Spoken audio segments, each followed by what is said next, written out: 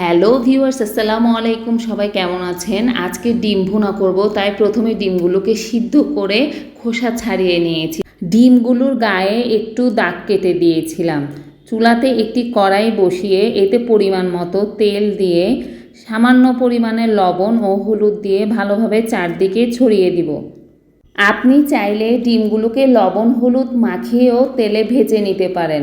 তেল গরম হয়ে আসলে আমি এখানে আগে থেকে খোসা ছাড়ানো ডিমগুলো দিয়ে একটা সুন্দর কালার না আসা পর্যন্ত ভেজে নিব।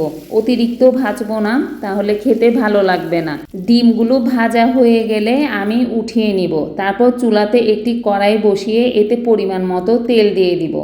তেল গরম হয়ে আসলে এতে আগে থেকে কুচি করে কেটে রাখা 1 কাপ পরিমাণ পেঁয়াজ দিয়ে দিলাম। পেঁয়াজগুলোকে আমি মিডিয়াম তাপে বাদামি করে ভেজে নিয়েছিলাম।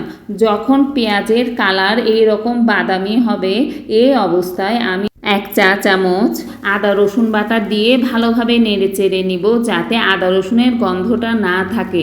তারপর এতে পরিমাণ মতো লবণ দিয়ে দিলাম। এখন আমি গুঁড়া মশলাগুলো অ্যাড করব। এখানে আমি 1 টেবিল চামচের মতো মরিচের গুঁড়া, আধা টেবিল চামচের মতো হলুদের গুঁড়া দিয়ে দিয়েছি।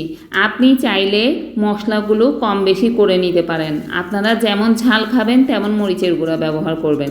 তারপর সামান্য পরিমাণ পানি দিয়ে মশলাগুলোকে আমি ভালোভাবে নেড়ে চেড়ে কষিয়ে নিয়েছি। যখন দেখবেন মশলার উপরে তেল ভেসে উঠেছে, তার মানে আপনার মশলা কষানো ভালোভাবে হয়ে গিয়েছে। তারপর এতে সামান্য পরিমাণে পানি দিয়ে আমি বলক না আসা পর্যন্ত ঢেকে দিলাম। মশলার মিশ্রণে যখন ভালোভাবে বলক চলে আসবে, তখন আগে থেকে ভেজে রাখা ডিমগুলো দিয়ে ভালোভাবে নেড়ে চেড়ে মিশিয়ে নিচ্ছি। ডিমগুলো যেহেতু আগেই ভেজে রেখেছিলাম, তাই ডিমগুলো মশলার সাথে দিয়ে বেশিক্ষণ জাল করব না। এ পর্যায়ে আমি আগে থেকে টেলে রাখা জিরার গুঁড়া দিয়ে দিলাম।